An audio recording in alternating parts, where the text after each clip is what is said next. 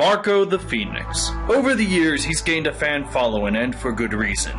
He was Whitebeard's right-hand man, has an interest in power, and is voiced by the same person that does Ichigo Kurosaki.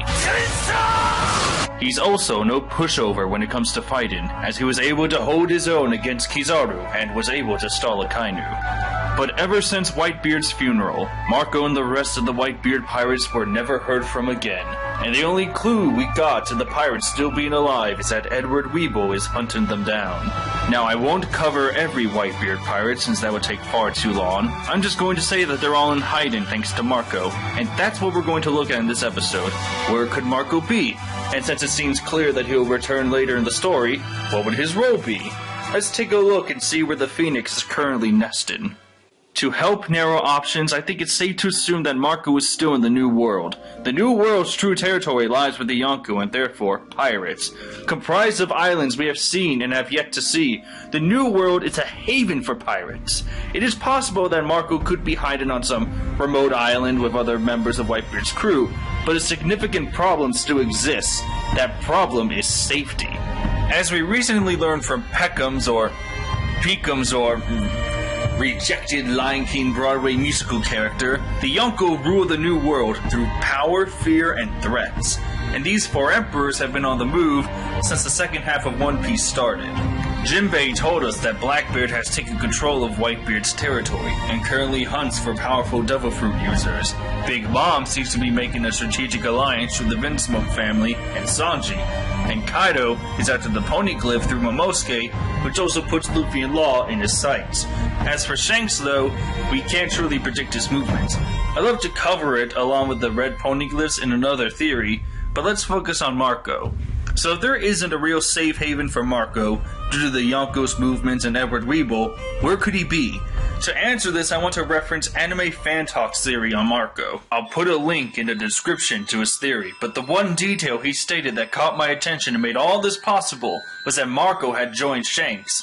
And for me, that makes perfect sense. After all, during the first meeting we saw between these two, Shanks made an offer for Marco to join his crew. Marco of course stayed with Whitebeard out of loyalty, but who's to say that allegiance wasn't made after some time?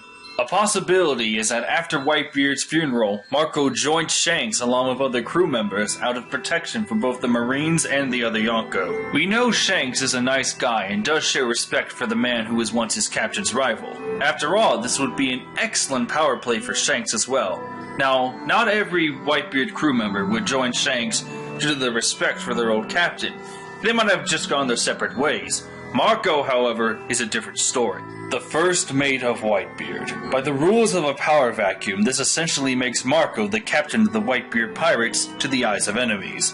Edward Weeble is just the current power after Marco, and with a mythical zone devil fruit, Marco is easily a target for Blackbeard. And since he took part in the Battle of Marineford, Marco is a top target to be captured or eliminated by akainu and other Marines.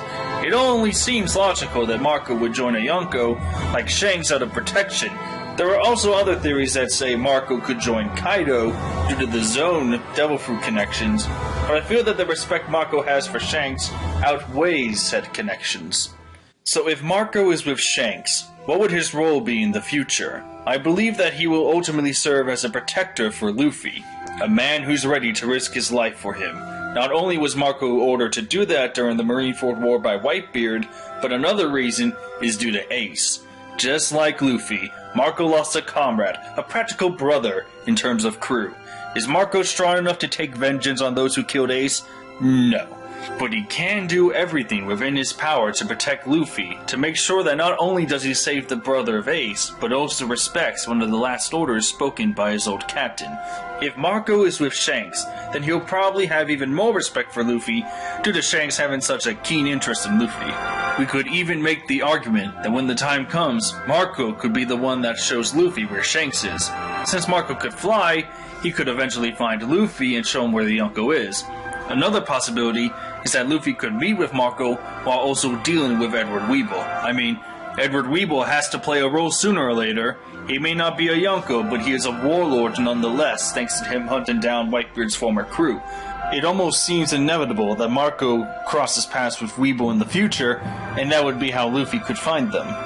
There's only one last thing to talk about. In recent episodes, I've been talking about the possibilities of the final war that is coming. To make another tie-in with it, I also expect Marco to be a part of it. He would definitely be on Luffy's side due to reasons stated before.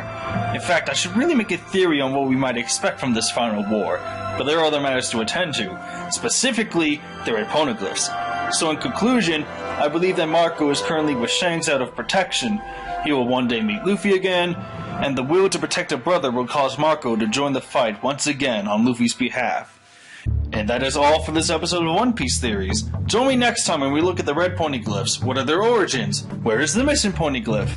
And how does this current revelation affect the story of One Piece as we know it? We can find out on the next episode. And I will see all of you legends in the next video.